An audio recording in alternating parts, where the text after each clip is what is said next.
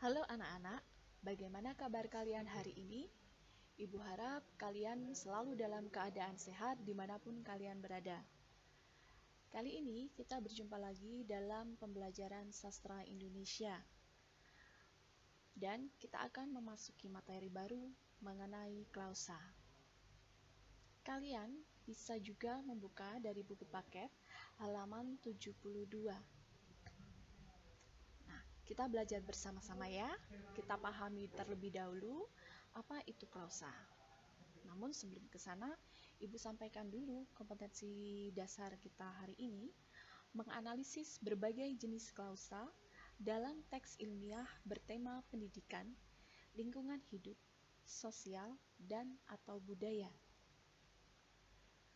Tujuan pembelajaran kita hari ini yaitu kalian dapat memahami, menganalisis, dan menjelaskan jenis-jenis klausa dengan penuh semangat dan menjunjung tinggi kejujuran. Hal pertama, kita harus paham terlebih dahulu membedakan antara klausa dan kalimat. Maka kita harus memahami arti klausa terlebih dahulu. Klausa merupakan kelompok kata yang dibentuk satuan subjek dan predikat. Minimal itu. Namun, bisa juga ditambahkan dengan unsur yang lain, yaitu objek, pelengkap, atau keterangan.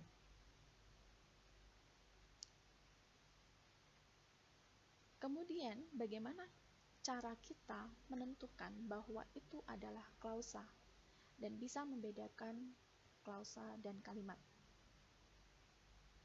Yang pertama, klausa tidak memiliki intonasi akhir, tanda baca apapun, baik itu tanda titik, tanda seru, maupun tanda tanya. Kemudian yang kedua, klausa memiliki predikat. Nah, jadi kita bisa menentukan predikatnya dalam satu kalimat itu ada berapa untuk menentukan jumlah klausanya yang ada di dalam kalimat. Kemudian yang ketiga, penulisannya memakai huruf kecil semua, kecuali beberapa kata yang mengharuskan huruf pertamanya itu memakai huruf kapital. Misalnya nama orang, kemudian nama tempat, dan sebagainya yang mengharuskan menggunakan huruf kapital.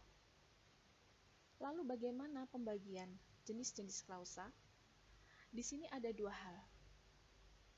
Tapi nanti yang akan kita ulas itu yang pertama dulu, karena materi ini cukup banyak, maka Ibu akan membagi dua kali pertemuan.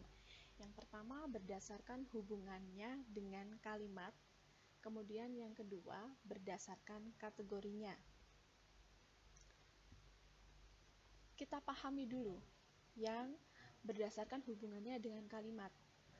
Ada klausa utama dan ada klausa bawahan. Klausa utama ini sering pula disebut dengan induk kalimat yang berfungsi sebagai inti kalimat. Jadi ini bisa berdiri sendiri. Nah, perluasannya itu disebut dengan klausa bawahan.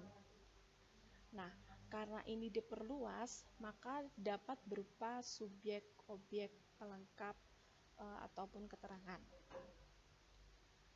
Kemudian, berdasarkan kategorinya, ada kelengkapan strukturnya, lalu ini dibagi lagi menjadi klausa lengkap dan klausa yang tidak lengkap. Kemudian ada kata negatif yang digunakan, dibagi lagi menjadi dua, yaitu klausa positif dan klausa negatif. Kemudian yang ketiga, jenis kata yang menduduki predikat. Pembagiannya ada klausa nominal, yaitu kata benda. Kemudian ada klausa verbal, kata kerja, adjektifal, kata sifat, numerologia, dan preposisional. Kemudian yang terakhir, kedudukannya dalam kalimat. Ada klausa bebas dan terikat. Nah, yang akan kita pelajari hari ini, yang ini dulu ya, yang hubungannya dengan kalimat, yaitu klausa utama dan bawahan.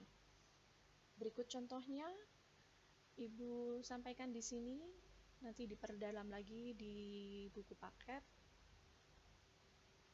Kita perhatikan tabel yang sudah Ibu buat.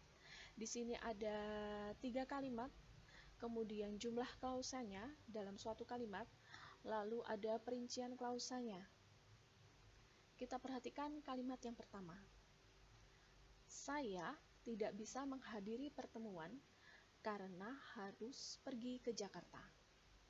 Untuk menentukan jumlah klausa di dalam satu kalimat, Ibu sudah sampaikan di awal tadi.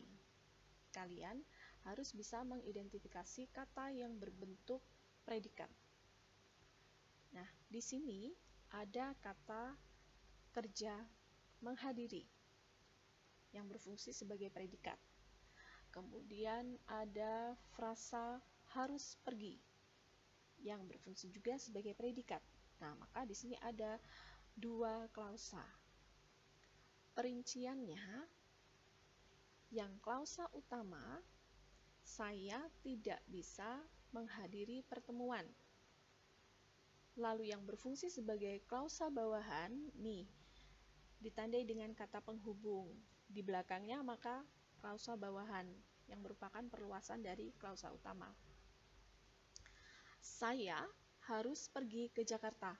Walaupun di dalam kalimat ini tadi tidak ada kata saya di belakang kata karena, ini karena unsur subjeknya yang dilesapkan.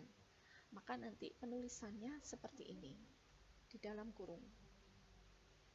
Kemudian kalimat yang kedua, untuk mengobati ibunya, dia rela berjualan koran. Kata keterangan ini berada di depan.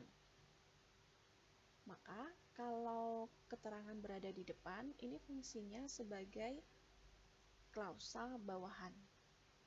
Sekali lagi ada unsur subjek yang dilesapkan. Jumlahnya 2, klausa utamanya dia rela berjualan koran, dan klausa bawahannya dia mengobati ibunya. Rela berjualan, nah ini berfungsi sebagai predikat. Kemudian mengobati juga predikat berupa kata kerja. Maka tadi jumlah klausanya 2. Contoh kalimat yang terakhir itu, karena hujan lebat, mereka segera berteduh.